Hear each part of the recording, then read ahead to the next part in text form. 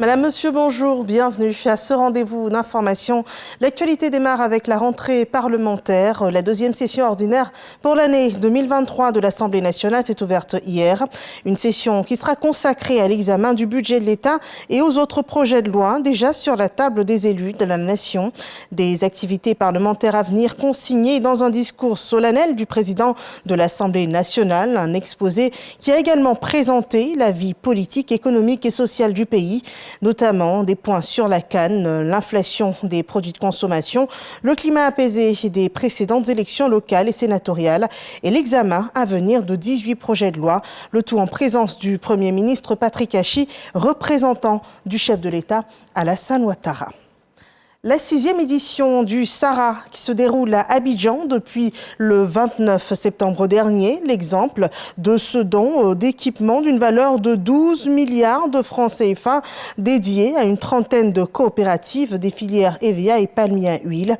Des équipements qui vont permettre d'apporter une solution à la pénibilité des activités et également assurer l'approvisionnement.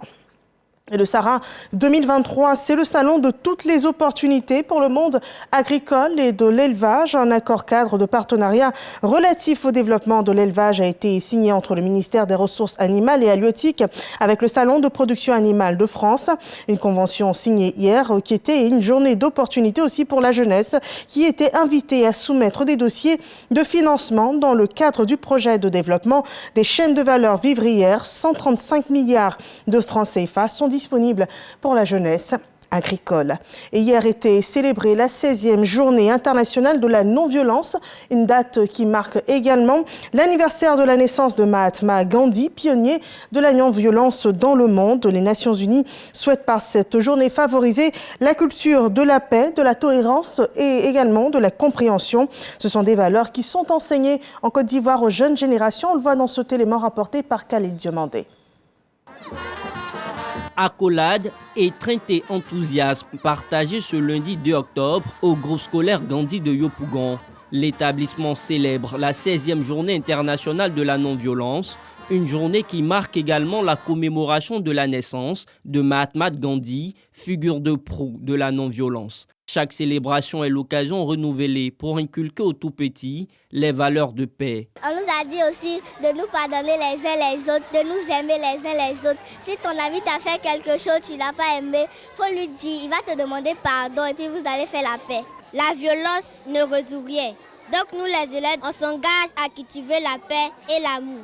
Depuis l'instauration de cette journée en 2007 par les Nations Unies, l'établissement en a fait une tradition. Des messages pacifiques sont gravés sur les façades de l'école pour la circonstance. La non-violence est le socle de notre programme éducatif parce que nous sommes sûrs et certains que c'est en semant des graines dans la génération florissante que nous pouvons espérer avoir un meilleur futur. To teach them the non-violence because everything can be sorted out without. Nous croyons que toute cause, tout problème peut être résolu sans l'utilisation de la violence et donc par les préceptes que Mahatma Gandhi a enseignés, notamment la non-violence. And this is the message of peace to the world. Né le 2 octobre 1869 à Port-Bandar et décédé le 30 janvier 1948, Mahatma Gandhi est connu pour avoir joué un rôle crucial dans l'accession de l'Inde à l'indépendance en 1947. Voilà la non-violence célébrée en ce début du mois d'octobre, un mois qui ouvre les grandes mobilisations en faveur de la lutte contre le cancer du sein. La lutte en Côte d'Ivoire donne des résultats remarquables. Les consultations se font de plus en plus de manière précoce, permettant ainsi d'augmenter les chances de guérison. Et en 5 ans, le Centre national de radiothérapie Alassane Ouattara a même permis de réduire d'un quart le risque de décès. Des progrès remarquables dont nous parlerons au cours de l'édition de 13h. Actualité internationale au Mali, le JNIM annonce une série de blocus dans le nord du pays. Le groupe de soutien à l'islam et aux musulmans lié à Al-Qaïda entend resserrer son étau sur les villes de Gao, Ménaka et Tombouctou. Notons aussi que l'armée malienne a initié hier un imposant mouvement de troupes en direction du fief des rebelles CSP, cadre stratégique permanent à Kidal. Le groupe djihadiste profite ainsi de la situation pour accentuer son action. Actualité en Haïti, le Conseil de sécurité des Nations Unies a donné son feu vert pour l'envoi d'une force multinationale menée par le Kenya pour aider la police dépassée par les gangs dans le pays. Une mission réclamée depuis 1 an par Port-au-Prince.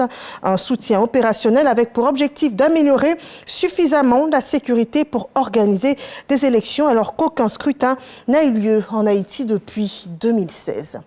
Voilà, c'est le terme de ce flash d'information. Merci de nous avoir suivis. Rendez-vous à 13h pour le journal de la mi-journée.